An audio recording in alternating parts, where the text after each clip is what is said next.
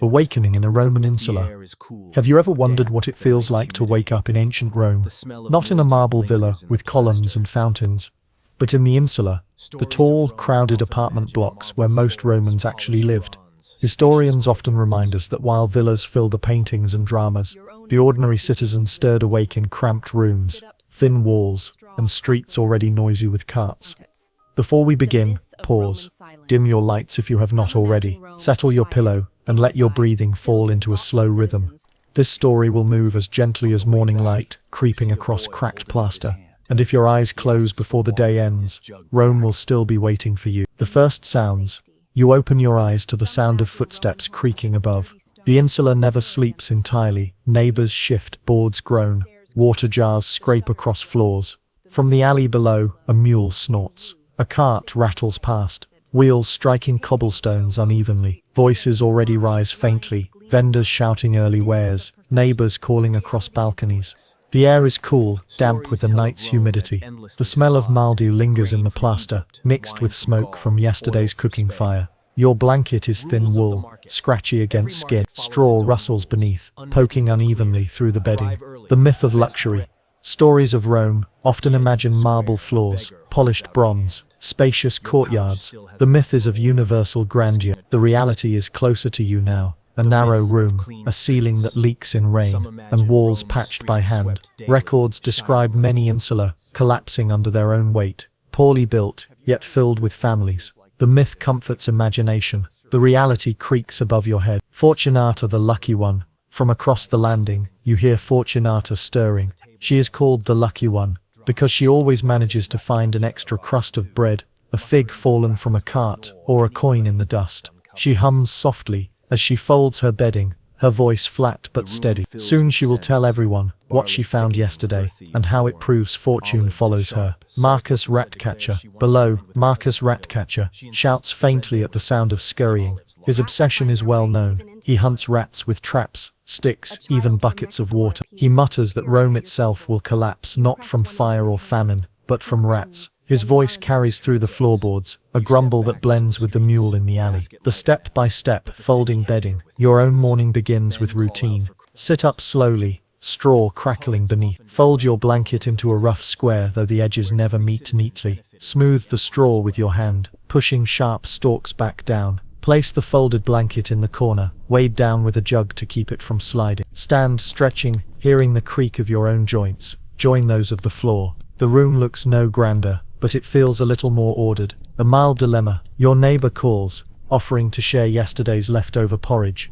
It smells faintly sour. You could accept, easing hunger now, or politely decline, saving your stomach for fresher bread from the market. You decide to accept, spooning a few bites. The taste is dull, but warm, and warmth matters more than fresh. The smell of the morning. The insula fills with scents as neighbors begin their own tasks. From above comes smoke, someone relighting last night's embers. From below, the sharp smell of vinegar, Marcus cleaning a trap. From outside, bread baking in a nearby oven, the crust scent drifting faintly upward. The smells mingle, no one stronger than the other, creating the aroma of Roman morning. The myth of Roman silence. Some imagine Rome as quiet, dignified, filled with thoughtful citizens strolling marble streets. The myth is of calm order. The reality is noise, wheels clattering, vendors shouting, neighbors arguing through thin walls. City accounts describe Rome as rarely silent, even in the small hours. The myth comforts theater. The reality bangs at your shutters. The step-by-step, fetching water. You carry a small jug down the stairs.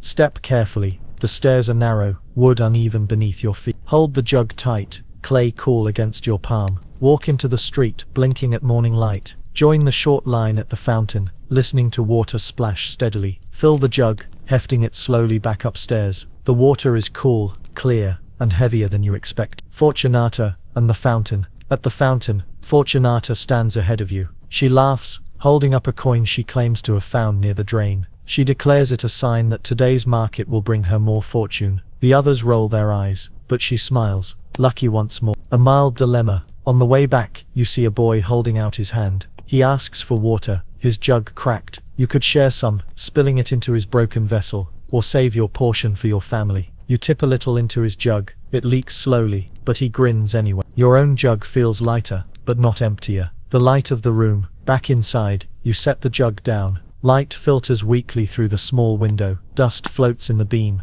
dancing above your folded blanket. The plaster wall shows cracks, patched with straw. It is not grand, but it is yours for now. Rules of the insula. Life in the building follows its own quiet codes. Fires must be small, never too close to walls. Water jugs are filled early, before the fountain crowds. Noise after dark is frowned upon, though rarely avoided. Rats belong to Marcus Ratcatcher. No one interferes. Fortunata's luck is never questioned, even when doubted. The rules are not written, but everyone knows them. The myth of safety. Some imagine Roman homes as sturdy stone, secure against time. The myth is of permanence. The reality is fragility. Walls thin, beams creaking, fire always feared. Records tell of entire insula collapsing, leaving little but dust. The myth comforts architecture. The reality shudders at the weight of footsteps above. Preparing to leave. The city waits, so you prepare to step outside. Pull your cloak tight, wool scratchy at your neck. Slip sandals on, leather stiff from yesterday's rain. Check coin pouch, its weight modest but real. Tie the jug with rope, securing it near the door. Step into the stairwell, hearing Fortunata humming faintly behind you. The day stretches forward, narrow stairs, leading down into Rome itself. The soft cadence, the stairs creak, the shutters groan, the mule snorts below, and you, stepping into light, feel Rome awaken around you. The fountain splashes, the neighbors murmur, and you drift forward, slowly, into the day. The morning rush, markets and streets. Have you ever wondered what it feels like to step out of your building and into the living streets of ancient Rome? The poets described marble forums and wide avenues, but most citizens saw narrower lanes first, paved with worn stones, lined with crowded shops, and filled with carts that rattled from dawn. Before you join the crowd, pause, adjust your pillow, breathe slowly, and imagine the cool weight of a Roman cloak over your shoulders. This chapter will move as steadily as a cart rolling over cobblestones, and if your eyes close while the vendors still call, the market will still be waiting when you wake. The first steps onto the street. You step out of the insula, into light already bright. The air is thick with scents, smoke from hearths, the sharp tang of fish carried from the Tiber, and faint incense wafting from a small shrine at the corner. The stones beneath your sandals are slick from last night's rain. Water still trickles in the gutters, carrying straw, ash, and the occasional scrap of cabbage. The noise rises quickly. Mules bray, cart wheels clatter, vendors call with steady rhythm. Rome is not silent at sunrise. It is restless, alive, never still. The myth of perfect order. Paintings show Roman streets straight and wide, lined with gleaming marble. The myth is of perfection. The reality is narrower lanes, stones worn uneven, smells stronger than poets admit. Historians note that many streets were so tight, carts were banned during daylight, though the rule was often ignored. The myth comforts imagination. The reality tugs at your sandals now. Fortunata and the shortcut. Fortunata appears at your side, smiling, a basket in hand. She declares she knows a shortcut through an alley that will bring you to the market faster. She insists her luck always finds the least crowded path. You follow her, though Marcus Ratcatcher grumbles from behind that shortcuts are where rats thrive. His muttering joins the rattle of a cart squeezing too close. The step by step entering the market. Soon the market comes into view. Pass beneath an arch, stones dark with age. Step into the square, wide but crowded. Feel the press of bodies on every side, each moving with purpose. Smell bread baking, fish laid out, spices burning faintly. Listen to the calls, olives, fresh olives, cheese, sharp and fine, a chorus rising together. The market is not orderly, it is noisy, layered and constant. The myth of abundance. Stories tell of Rome as endlessly supplied, grain from Egypt, wine from Gaul, oil from Spain. The myth is of overflowing stalls. The reality is rationing, substitutions, and bread that sometimes tasted of ash. Records show grain doles distributed to citizens, but lines long and tempers short. The myth comforts empire. The reality weighs coins in your hand. A mild dilemma. Your coin purse holds little. You could buy fresh bread now, its crust still warm, or you could save your coin for oil later, needed to keep your lamp burning tonight. The bread tempts, but you tighten the pouch and move on. The hunger can wait, the lamp cannot. The smell of the market. The scents shift with each stall. Garlic sharp, piled high in basket. Fish, already turning, salted to last longer. Olives soaking in brine, their aroma heavy and earthy. Incense burning at a corner altar, sweet but smoky. Leather from sandals stacked in neat rows. The air is thick and you breathe it as though it were part of the bargain itself. Marcus Ratcatcher's complaint. Marcus stops at a grain seller's stall. He mutters that he sees rat droppings near the sacks. The merchant waves him off, claiming fortune favors those who buy early. Fortunata laughs, declaring even rats must eat in Rome. The two argue softly, their words lost in the crowd's roar. Rules of the market. Every market follows its own rules, unwritten but clear. Arrive early, the best bread vanishes first. Keep your hand on your coin purse. Thieves are quicker than rats. Haggle softly, loud arguments attract crowds. Step aside when carts push through, they rarely stop. Always taste the olive before you buy the jar. The rules are simple, but they keep order in the noise. Step by step, buying olives. You decide to buy olives, a staple for the day. Approach the stall, rows of jars gleaming with oil. Hold out a coin, its edge worn. The merchant hands you a small measure wrapped in leaf. Taste one quickly, salty, sharp, firm. Tuck the bundle into your basket, heavier with every step. The olives glisten, both food and burden. The myth of silent dignity. Writers often described Romans as serious, dignified, full of gravitas. The myth is of solemn citizen. The reality here is laughter, shouts, jokes, even songs shouted by fishmongers to drown out rivals. Some scholars believe the noise of Roman markets was one of the empire's defining features. The myth comforts statues, the reality tugs your sleeve in the crowd. Fortunata's discovery. Fortunata gasps, holding up a fig she claims to have found near a stall. She bites it, juice running down her chin, declaring it the sweetest in Rome. Marcus scowls, muttering that figs fall because rats gnawed the stem. Fortunata insists, luck alone placed it in her hand. The truth does not matter, she smiles, either way. A mild dilemma. At the edge of the square, a beggar holds out a hand. Your pouch still has enough for oil. You could spare a coin now, risking a darkened lamp tonight. Or you could keep it, light ensuring safety in your room. You hesitate, then drop the coin into his palm. The lamp may dim, but his gratitude glows faintly. Step by step, leaving the market. The market grows louder, more crowded. You decide to return home. Tighten your cloak, basket against your chest. Step carefully through the press, sandals slipping on spilled oil. Avoid the mule cart forcing its way through. Duck back into a side street, narrower but calmer. Breathe more easily, noise fading behind you. The square still hums, but distance softens its edge.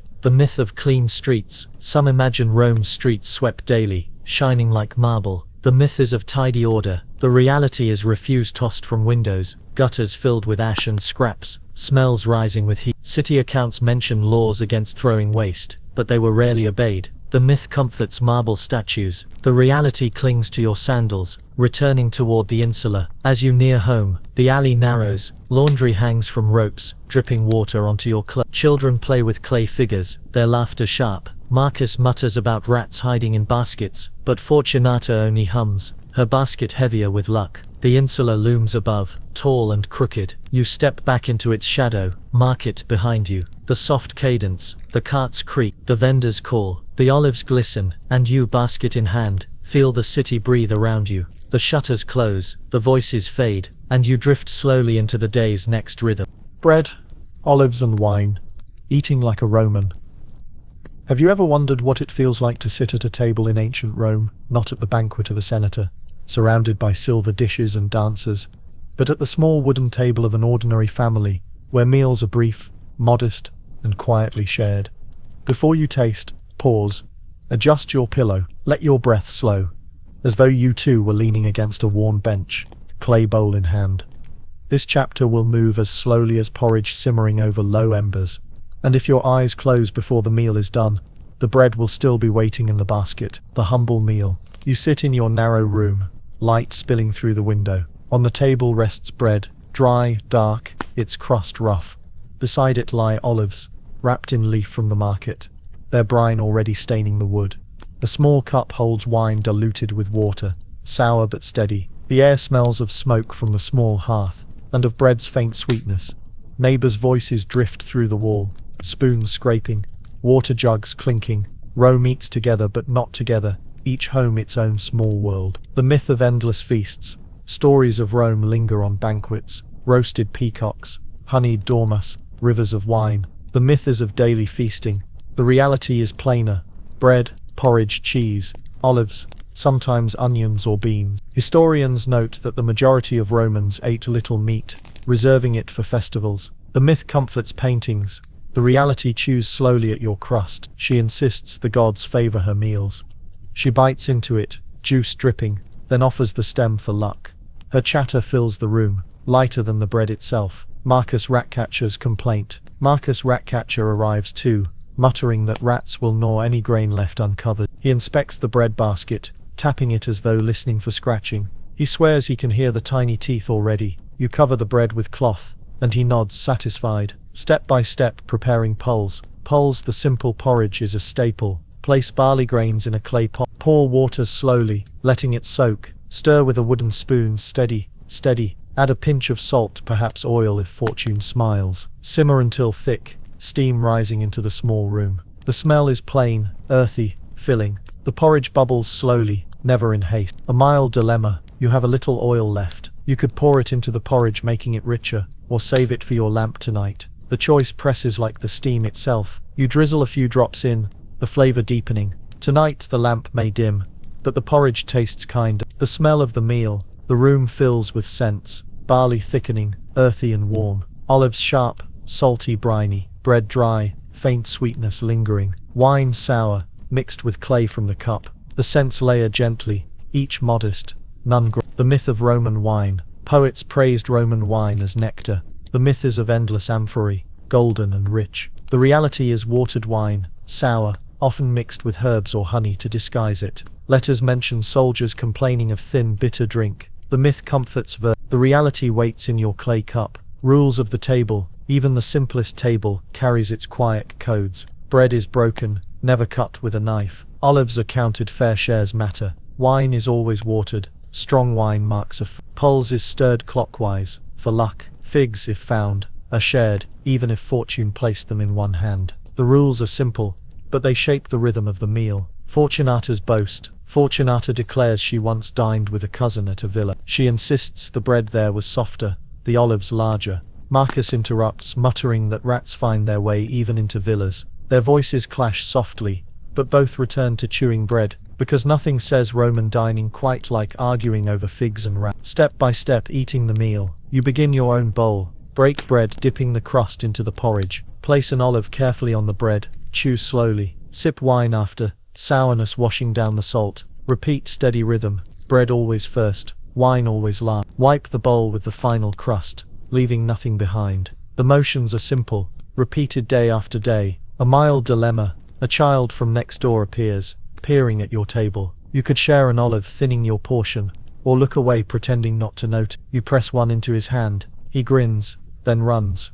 The brine still damp on your fingers. Your portion shrinks, but your room feels lighter. The myth of lavish breakfasts. Some imagine Romans began each day with rich morning meals. The myth is of eggs, fruit, honey. The reality is no breakfast at all for many.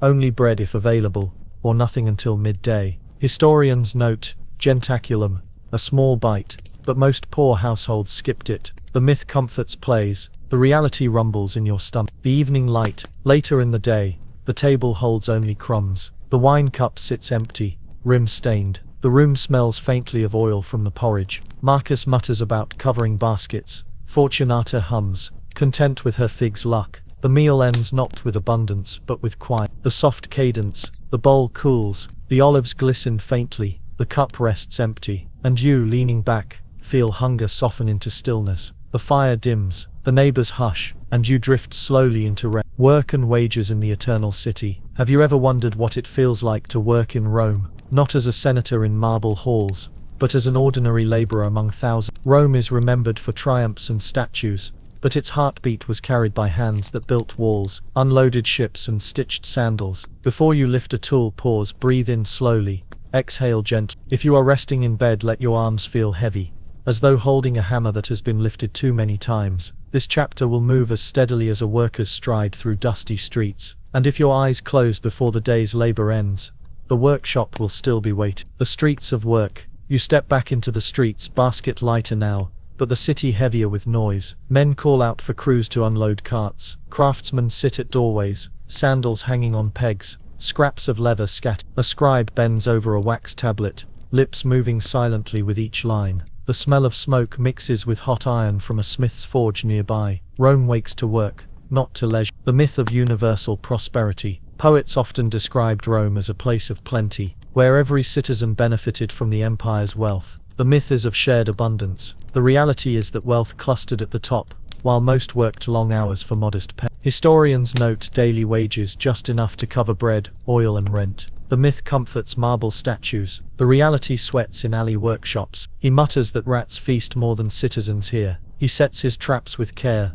listening for the faint scurry in shadows. The air smells of dust, chaff and the faint musk of animals. Marcus swears he hears chewing louder than hammer strike. Fortunata's lucky find. Fortunata waves from across the street. She claims she has found a coin under the sandal maker's bench. She insists Fortune follows her footsteps, guiding her to markets, to figs, and now to stray coins. The craftsman laughs, saying she should hire herself as a coin finder. She grins, adding the coin to her pouch, luck intact. Step by step in a workshop, you enter a sandal maker's shop, air heavy with leather and oil. The craftsman cuts strips of leather with a small knife, steady, precise. He heats an awl in the fire, the smell sharp. Holes are pressed, straps threaded carefully, soles are stitched, needle pulling tight, thread squeaking faintly. Sandals are stacked neatly by the door, ready for feet that will wear them thin within weeks. The work is not fast but steady, each step repeated day by day. A mild dilemma. The craftsman offers you sandals, worn but usable for a coin. Your own a crack. You could spend the coin now, or save it for tomorrow's food. You walk away barefoot in thought, sandals left behind, stomach still deciding. The smell of labor. Work fills the senses differently than meals. The forge smells of burning charcoal and hot iron. The workshop of cut leather, oil and sweat. The docks of fish, salt and damp wood. The scribe's corner of wax, ink and dust from old papyrus. Rome's wealth is measured in cents as much as coin. The myth of leisurely citizens. Some imagine Romans as leisurely, reclining in togas, debating philosophy daily. The myth is of idleness. The reality is that most citizens, freedmen and slaves, worked long hours with little pause. Accounts mention crowds rushing to find day work, each morning uncertain. The myth comforts theatre. The reality scratches at sandals. Rules of a labor crew. Dock workers you pass live by their own rules. Share water, though never too quickly. No man claims a better spot on the cart. Rats are Marcus's concern, not theirs.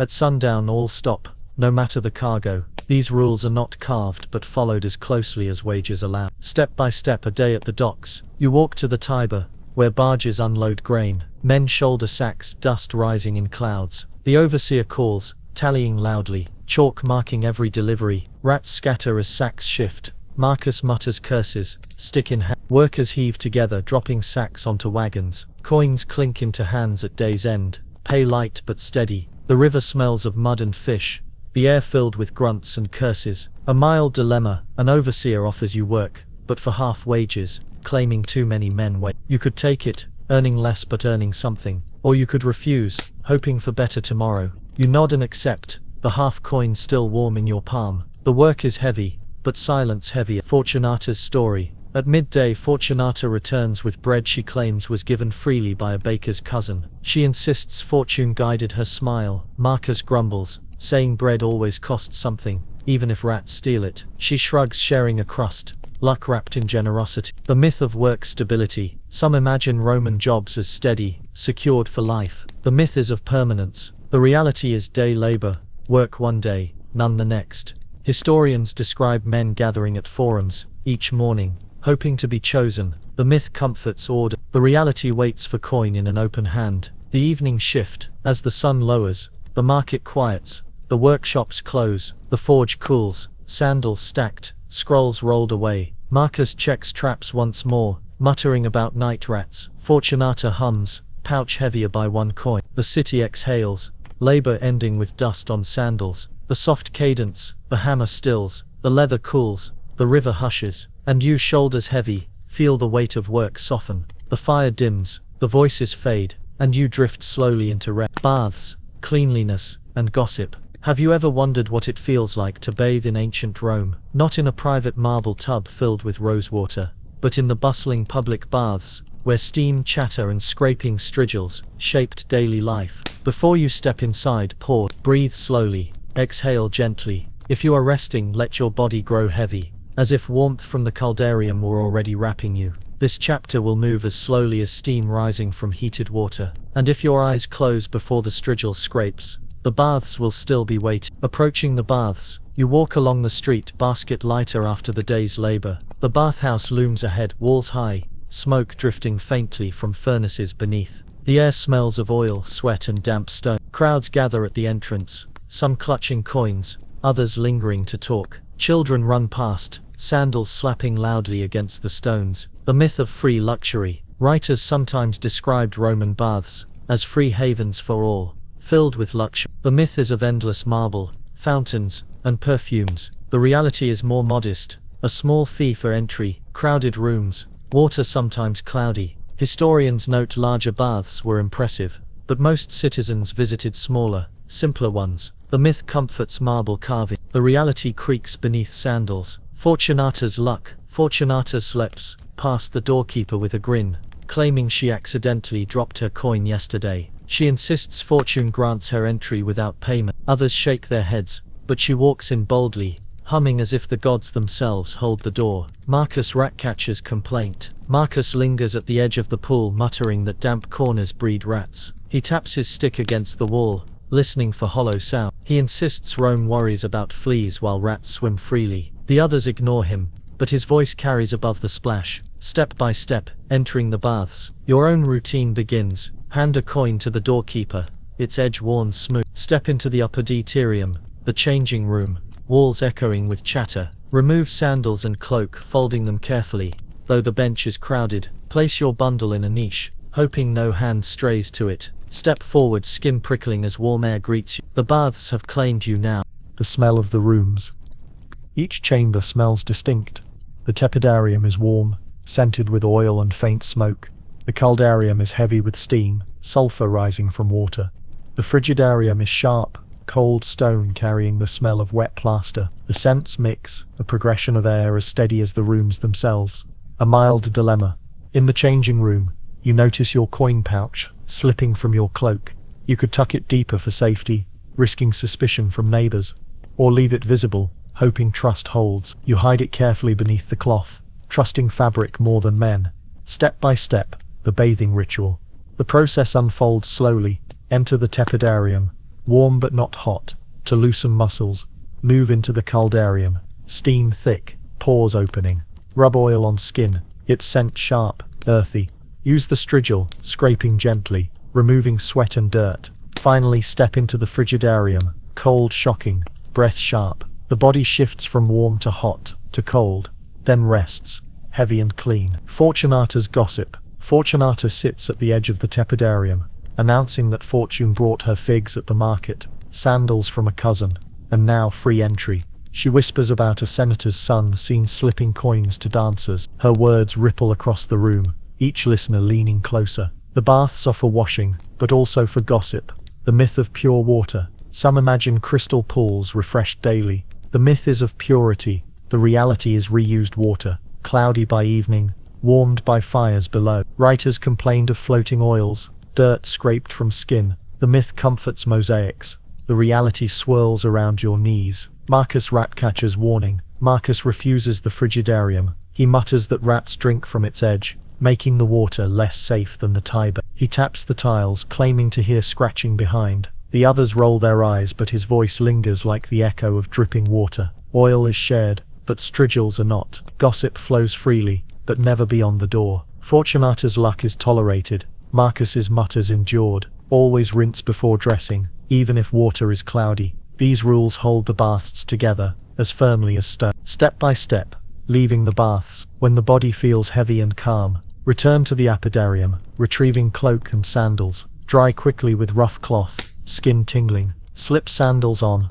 straps still damp. Tie cloak loosely, warmth lingering beneath. Step outside, cool air sharp, after steam. The city feels louder after the hush of water. You walk past, stomach grumbling, cloak still warm from the baths. The evening gossip. As you leave, voices drift behind. Stories of magistrates, neighbors, lovers, debts. The baths are never just about water. They are Rome's walls with ears, steam carrying whispers into every corner. Fortunata laughs as though fortune tells her all secrets. Marcus mutters that rats know more than people anyway. The soft cadence, the steam fades, the water cools, the strigil rests, and you, skin heavy, feel stillness settle. The city hums, the lamps glow, and you drift slowly into rest. Religion, shrines, and daily rituals. Have you ever wondered what it feels like to practice religion in ancient Rome? Not the grand sacrifices described by poets, not the marble temples filled with priests, but the smaller acts that marked daily life: lighting incense, setting bread at a shrine, or whispering a prayer before work. Before you begin, pause, breathe in slowly, exhale gently. If you are lying down, let your arms fall to your side as though you too were standing before a household altar. This chapter will move as softly as smoke rising from incense, and if your eyes close before the offering ends, the gods will still be waiting. The household altar.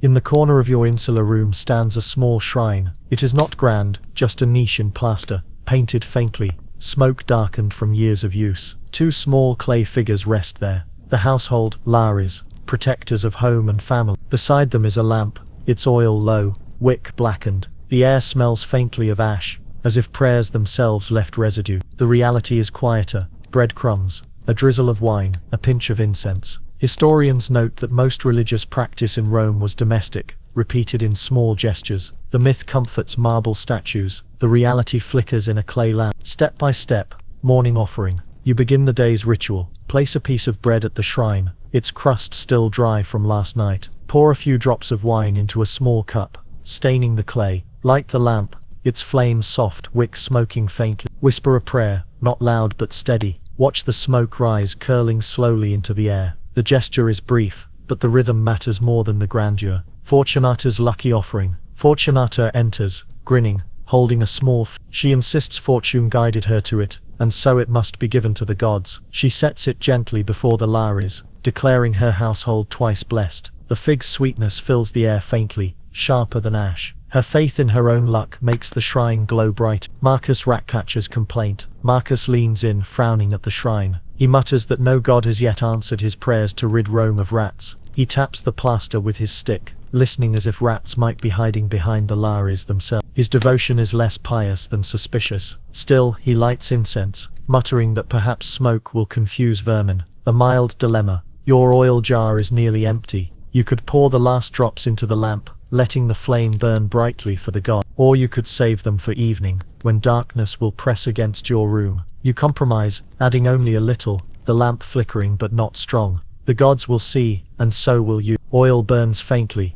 its smoke oily but soft. Bread toasts slightly near the lamp's warmth. The smell of ash lingers longest, weighty, as though prayers had sent themselves. The myth of indifference. Some later writers suggested Romans treated religion lightly, as mere ritual. The myth is of cold formality. The reality is more layered. Ritual was serious, but also ordinary, woven into meals, markets, and journeys. Records show soldiers carrying lares figures into battle, merchants making offerings before travel. The myth comforts sin. The reality places bread carefully at a shrine, step by step, a crossroads shrine. Later in the day you walk to a street corner shrine, approach the small stone altar, its surface chipped and dark. Place a coin or breadcrumb upon it. Sprinkle wine, staining stone dark. Whisper the prayer, simple and brief. Step back, watching smoke drift into the street's bustle. Neighbors pass, repeating the same gestures. The crossroads hum quietly with Fortunata's gossip at the shrine. Fortunata tells the others that she once prayed for luck at this very shrine, and the next morning found 2 figs instead of 1. She declares it proof that fortune listens. Marcus mutters that figs drop easily, and rats steal them more quickly than gods grant them. The argument is familiar, softened by incense. Rules of daily worship. Even in ordinary faith, rules shape behavior. Bread offered must be plain, not spun. Wine poured must always be diluted, never strong. Prayers whispered, not shouted. Gods dislike noise. Incense burned until it fades, never blown out. Fortune is thanked, even if only Fortunata believes in it. The rules are not carved in stone, but followed all the same. A mild dilemma. You pass another shrine on your way home. You have only 1 crumb of bread left. You could place it here, honoring the spirits of this corner, or save it for your own lares at home. You break it in 2, leaving half, pocketing the gods may appreciate compromise. The myth of grand priests. Some imagine priests overseeing daily life in every home. The myth is of constant guidance. The reality is that families tended their own shrines, with priests seen only at festivals or temples. Household worship was not led but lived, repeated quietly each day. The myth comforts theater.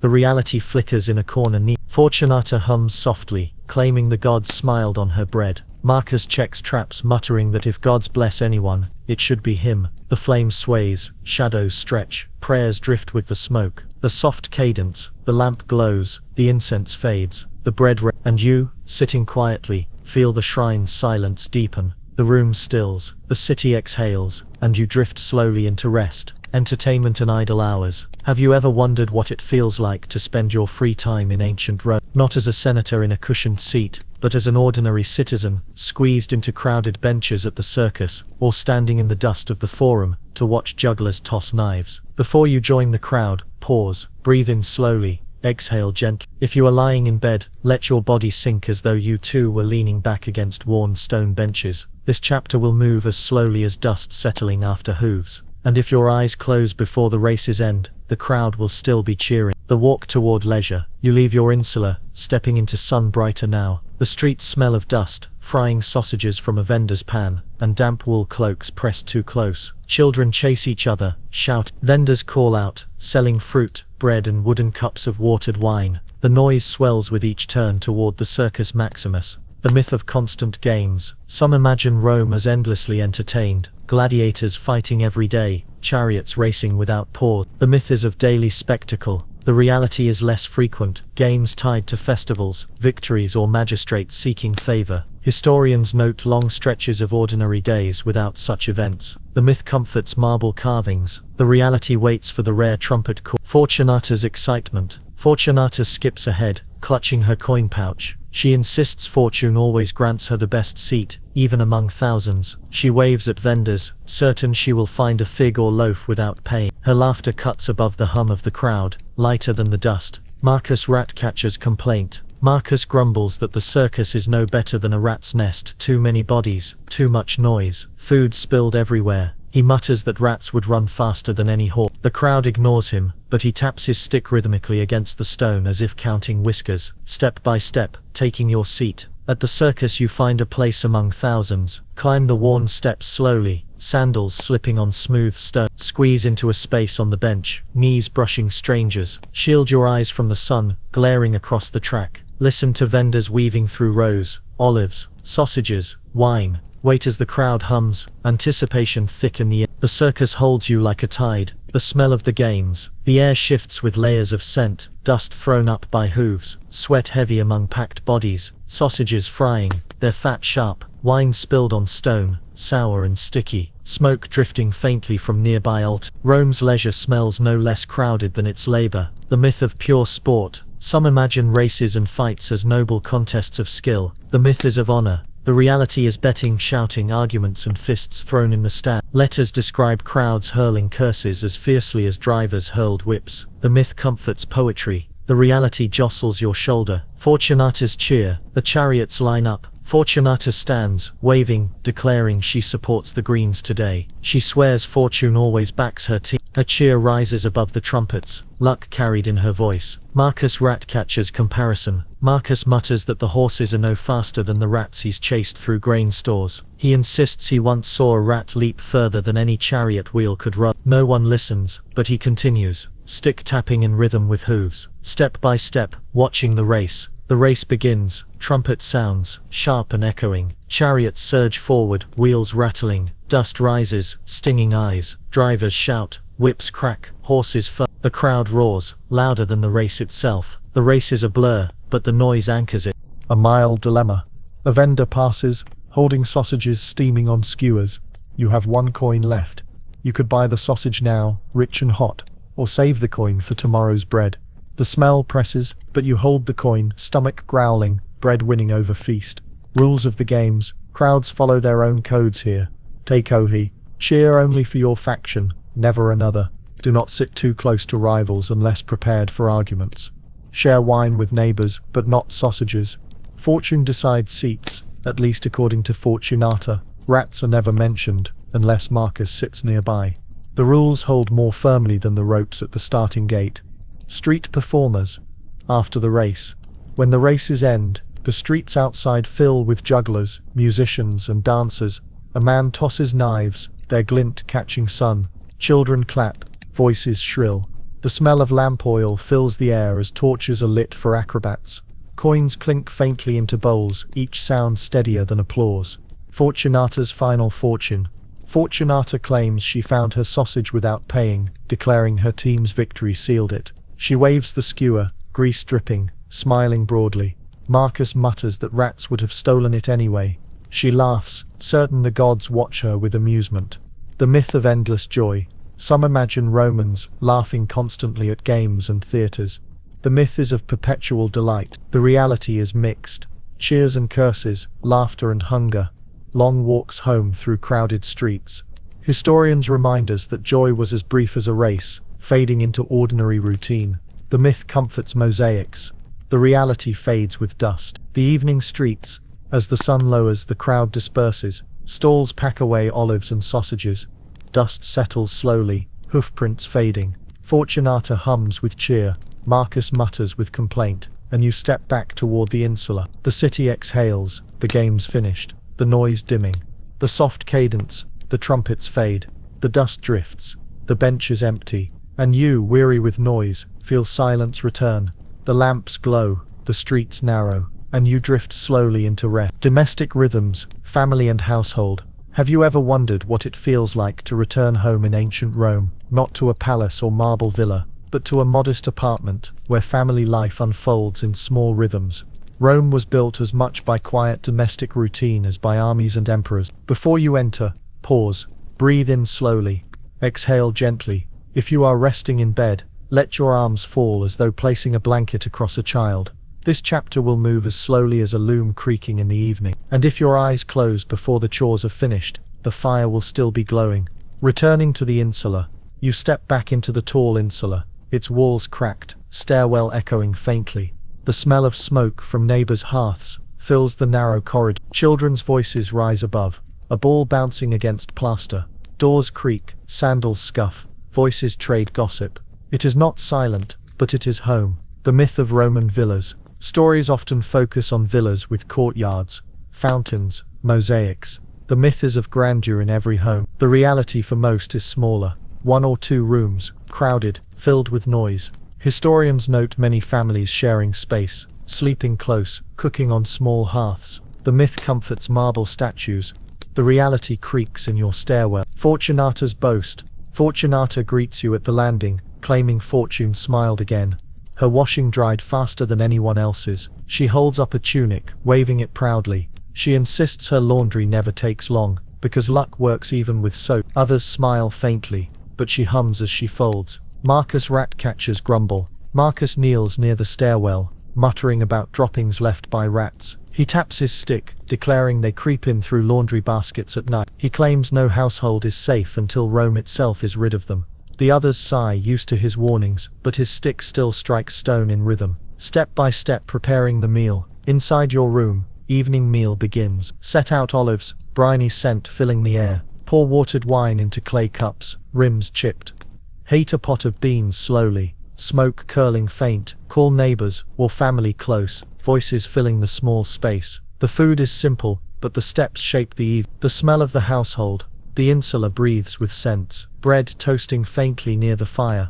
Wool drying on a line, damp and sharp. Oil lamps burning, their smoke bitter. Beans simmering, earthy and soft. Neighbors cooking blending. A patchwork of smells seeping through walls. A mild dilemma. Your last onion sits on the table. You could add it to the beans now, making them richer, or save it for tomorrow when food may be thinner. You decide to slice it, sharp scent, stinging eyes. Tonight's meal will comfort more than tomorrow's worry. Step by step, weaving. In the corner, a loom creaks. Warp threads are stretched, taut and uneven. Shuttle passes back and forth, wood tapping softly. Weft is pressed down with comb, fabric tightening. Strips of cloth lengthen slowly, inch by inch. The loom sighs, a steady counterpoint to voices. Weaving fills the room with both sound and patience. Fortunata's luck again. Fortunata claims her cloth always comes out stronger than others, not because of skill, but because fortune blesses her hand. She insists even knots tie themselves more neatly for her. Marcus scoffs, muttering that rats chew even the strongest cloth.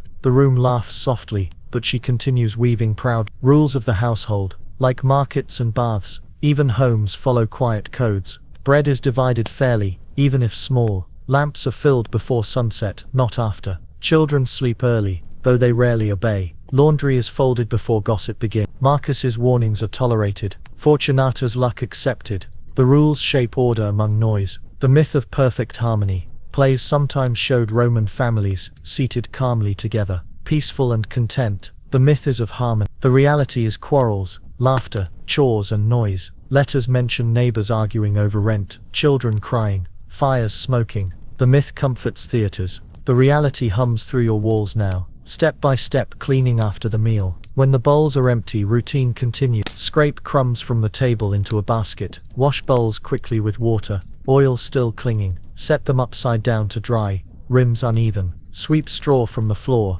Dust rising faintly. Cover the hearth. Embers glowing softly beneath ash. The motions are small, but the house feels steadier. A mild dilemma. You have one blanket too many for your family tonight. You could keep it folded in the corner, or lend it to a neighbor whose child shivers. You pass it across the hall, their thanks whispered softly. Your own room grows colder, but warmer in spirit. Marcus Ratcatcher's patrol. Later, Marcus walks the stairwell, tapping his stick. He claims he heard scurrying beneath the beams. He sets a trap near the landing, muttering that rats know no rules. The neighbors sigh but let him work. His rhythm echoes faintly through the halls. Evening quiet. As night deepens, the noise fades slowly. The loom stands silent. The hearth cools. Children's voices dim, replaced by steady breathing. Fortunata hums faintly, her cloth folded neatly. Marcus's trap clicks once, echoing in the stairwell. The insula rests, crowded but calm. The soft cadence. The beans cool. The loom stills. The lamp flickers. And you, lying back, feel the household settle. The walls breathe. The voices fade. And you drift slowly into rest. Nightfall in the city. Lamps and shadows. Have you ever wondered what it feels like when night falls in ancient Rome? The city does not fall silent, nor does it glow with endless lamps. Instead, shadows stretch across narrow streets. Oil lamps flicker weakly, and the sounds of taverns spill into alleys. Before you step outside, pause. Breathe slowly. Exhale gently. If you are resting in bed, let your blanket weigh against you like a Roman cloak in the evening chill. This chapter will move as softly as lamp smoke curling upward, and if your eyes close before the lamps burn out, the city will keep breathing quietly. The first flicker. You light the small lamp in your insular room. Oil burns slowly, wick hissing faintly. The flame trembles, throwing shadows across plaster cracked and patched. The air smells of smoke and old oil. Heavy but steady. Outside, voices rise, sandals scraping the stairwell, as neighbors prepare for night. The myth of bright nights. Some imagine Rome glowing like a modern city, streets illuminated with rows of torches. The myth is of endless light. The reality is darker, lamps lit only in homes. A few torches at crossroads, taverns glowing faintly. Historians note streets outside the main forums were nearly pitch black. The myth comforts paintings. The reality flickers weakly on your wall. She claims her flame never goes out early. She waves to neighbors, lamp in hand, as though luck shines from its glow. Her voice rises above the stairwell chatter. Marcus Ratcatcher's warning. Marcus paces with his stick, muttering that rats thrive best in the dark. He insists their eyes gleam brighter than lamps. He places traps in corners, tapping walls with suspicion. His shadow stretches long, merging with those of beams and baskets. Step by step lighting the lamp. The act itself is simple. Pour oil carefully into the clay vessel, drops glistening. Trim the wick with fingers, soot darkening nails. Strike spark from flint, catching thread. Shield the flame with your hand, protecting it from draft. Set it on the ledge, glow spreading weakly. The room feels different now, smaller but safer. The smell of evening. Night carries its own scents. Lamp oil burning, acrid and smoky. Wine spilled in taverns, sour and sweet. Stew cooling in pots, beans earthy. Damp straw in stairwells, musty and sharp. Rome at night smells heavier, thicker, closer. A mild dilemma. You have one lamp only. You could place it by the door, keeping shadows from the stairwell, or near your bedding, giving comfort as you lie down. You choose the bed, shadows filling the corner but leaving rest gently. The streets outside. You step briefly into the alley. Darkness presses thick. A tavern glows faintly nearby. Laughter spilling out with smell of wine and roasting meat. Dogs bark in distance. A cart creaks slowly, driver humming. The street feels both alive and hidden. The myth of safety. Some imagine Rome's night watch kept order. The myth is of constant patrols. The reality is patchy. Some guards, some torches, but thieves and fires remained. Letters complain of sleepless nights from tavern noise and sudden shouts. The myth comforts law. The reality lurks in alleys. Fortunata at a tavern. Fortunata peers into the tavern, declaring fortune always grants her a free cup. She greets friends, humming, slipping into the glow. Her laughter mixes with music, louder than her Marcus Ratcatchers mutter. Marcus avoids the tavern. He points to shadows, claiming he sees whiskers. He mutters that lamps attract pests as much as people. His stick taps rhythmically. A private patrol. Rules of the night. Evening life carries its own codes. Lamps must be watched. Fire spreads quickly. Taverns are lively, but purses guarded. Noise is forgiven, but only until midnight. Shadows are avoided, unless Marcus insists on patrolling them. Fortunata's fortune is brighter after wine. The rules keep Rome from burning, at least most nights. Step by step closing the room. When night deepens, draw wooden shutter across the window, creaking faintly. Pull blanket closer, wall scratchy, heavy. Set lamp lower, light softer, shadows stretching long. Listen to neighbors, settling, coughs and whispers fading. Lie back, the city's hum muffled, but steady. The night belongs to both silence and noise. A mild dilemma. The oil runs low. You could snuff the lamp now, saving the last drops for morning, or let it burn, comforting against shadows. You leave it burning, though faint, its glow shrinking steadily. The myth of restful nights. Some imagine Romans slept soundly, streets quiet. The myth is of peaceful rest. The reality is interruptions. Dogs barking, drunks singing, babies crying, fire feared. Historians note frequent complaints of sleeplessness. The myth comforts poetry. The reality rustles in the dark. Midnight Rome. As hours pass, taverns quiet. The streets grow still, lamps fewer. Marcus's stick no longer taps, even he sleeps. Fortunata snores faintly, her luck resting too. Your lamp gutters, oil nearly gone. Shadows press close, but silence heavier. The soft cadence. The lamp flickers, the oil fades, the shutter creaks, and you lying back feel Rome's night close around you. The street stills, the city exhales, and you drift slowly into rest. Seasons, festivals, and the passing year. Have you ever wondered how a year passes in ancient Rome? Not through emperors' decrees or wars, but through seasons felt by ordinary people.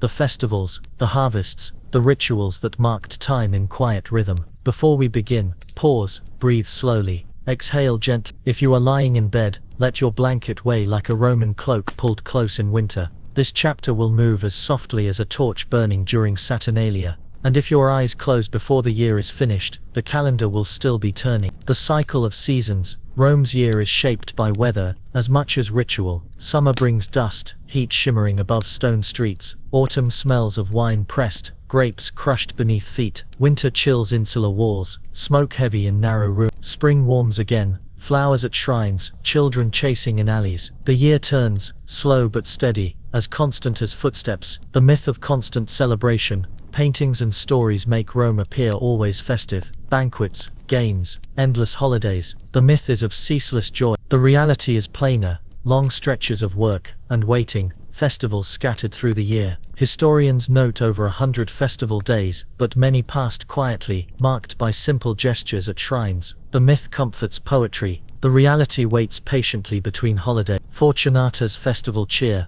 Fortunata claps her hands when Saturnalia arrives. She insists luck doubles during the holiday. Figs sweeter, coins easier to find. She wears a wreath of ivy, claiming fortune guided her to the best vine. Her laughter carries through the alley louder than drums. Marcus Ratcatcher's complaint. Marcus mutters that rats respect no holidays. He insists they feast during Saturnalia more than men do, gnawing grain and bread alike. He sets traps even as others dance, declaring that vermin never rest. Neighbors sigh, but he works steadily, even with wreaths overhead. Step by step, a festival offering. On the morning of Saturnalia, you prepare an offering. Place a small cake on the household shrine, its sweetness rare. Pour wine into a clay cup, more than usual. Light a torch, its flame bright, smoke curling upward. Whisper thanks to Saturn, god of seed and plenty. Share the food with neighbors, laughter rising with smoke. The ritual is brief, but the cheer lasts longer. The smell of festivals. Festivals smell different than ordinary days. Torches burning pitch, heavy and sharp. Cakes baking,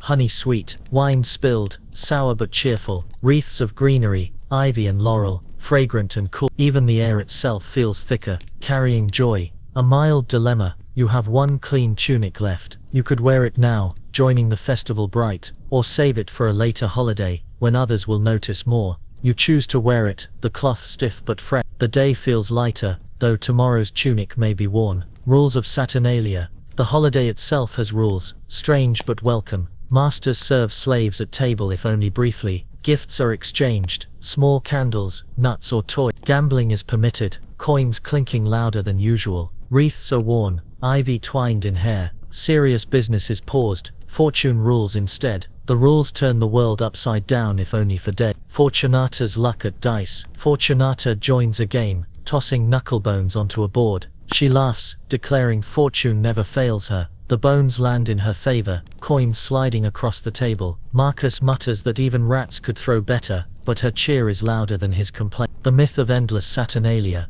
Some later writers described Saturnalia as weeks of chaos, non-stop revelry. The myth is of boundless celebration. The reality is briefer, several days of cheer, then return to work. Letters describe joy fading quickly as markets reopen. The myth comforts memory. The reality ends with lamps snuffed, step by step, closing the year. As the year ends, another ritual follows. Sweep the floor, dust rising, year brushed away. Place crumbs of bread at the shrine, offering thanks. Pour last drops of wine, cup emptying with year. Light the final lamp, flame trembling but steady. Whisper prayers for another cycle, quiet but firm. The motions close the circle as softly as they open. Marcus Ratcatcher's reflection. Even Marcus pauses, sitting at the stairwell. He mutters that rats return each year, no matter what prayers are spoken, but he admits traps still work, and perhaps that is its own blessing. His voice softens, stick tapping less often. Fortunata's final fortune. Fortunata holds up a coin she found during the festival, declaring it proof that luck never rests. She insists the gods will carry her into the next year. Smiling, her laughter fills the alley, echoing off plaster walls, carrying war. The myth of time's power. Some believed the calendar ruled all, each festival shaping destiny. The myth is of time as command. The reality is quieter, time measured by bread baked, lamps lit, prayers whispered. Historians note that for most Romans, the year was marked less by emperors and more by markets. The myth comforts chronicles, the reality hums in your own corner. The evening after Saturnalia. As the holiday fades, lamps gutter low, the wreaths dry, leaves brittle. The cakes are gone, crumbs swept, children sleep, toys clutched. The insula grows quieter, cheer replaced by steady routine again. The soft cadence, the torches dim, the wreaths fade, the dice rest, and you lying still feel the year fold closed. The city hushes, the lamps gutter, and you drift slowly into rest.